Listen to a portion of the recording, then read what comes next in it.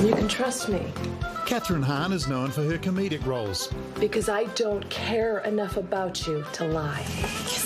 as well as holding her own with the big hitters in comedy. She seems to be in almost everything on TV. Hey, Miles! Ow! My life is a mess.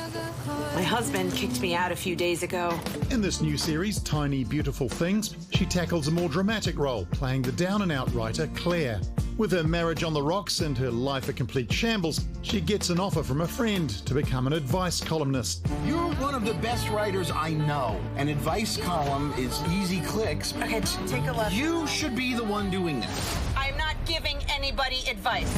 As well as being playful and funny, this new dramedy is bound to pull on your heartstrings. I wish you weren't my mom. I could die tomorrow. And if I did, you would never forgive yourself, because that would be the last thing that you would ever said to me. You're not the only one that could die tomorrow.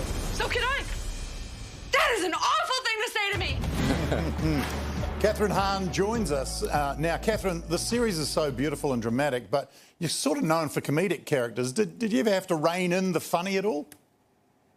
I don't. In fact, sometimes I feel like I'm not funny enough. Like, it's like the other way around, weirdly. Like, I'm always weirdly more insecure about my comedic chops than I am about like dramatic. And I think it's because I started out as a, you know, I went to school for drama, for theater, and I never ever thought I would be in comedies. Like that always like was a surprise to me. So like when all of a sudden I was on set with like, you know, Will Ferrell or any of those guys, I was like, what am I doing here? Like, I was that always felt like a shock to me. Well, not to us that have seen your comedy. So the series Tiny Beautiful Things, what does the title mean to you? Is it small chocolate eclairs? Little bits Tiny Beautiful Things. Just like a little caramels that I could shove in my mouth all the time. Feeling self-worth, to me, is where the title comes from. I think we like...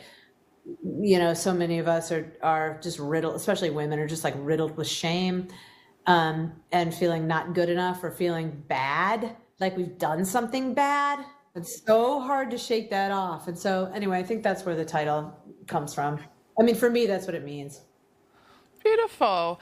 In the show, Claire's mother gives her an ugly yellow jacket and she hates it. And then later on, she wishes that she'd appreciated it. I can relate to that. My mum gave me a really horrible pair of purple sneakers once and I hated them.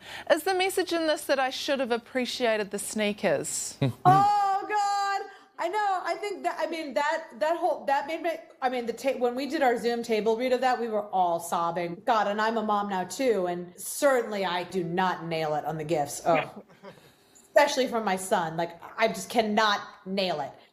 And I try to be cool, but I just can't. The bullseye, I'm just circling it. And I'm trying not to take it, I don't take it personally. It's fine. It's okay. He's a teenager. But I certainly remember doing that to my mom as well, and it does make you feel like, oh God, time just goes by so fast. I'm sure your mum would be proud of you at the moment. Your career has been going absolute gangbusters. Is it hard for you to play a character whose life is falling apart when it looks actually like yours is going pretty well? Listen, so much to be grateful for, so much goodness, and also, it's such a great reminder that you just never know what anyone is going through at any given moment. So just empathy and kindness and just a quick smile to a stranger goes such a long way. Well, you make us smile. We love your work. Kathryn, thanks for joining us tonight. Thank you so much. Quite flattered by me. She's cool. I want to hang out with her. You can hang out with her in this series, I guess. It premieres this Friday on Disney+.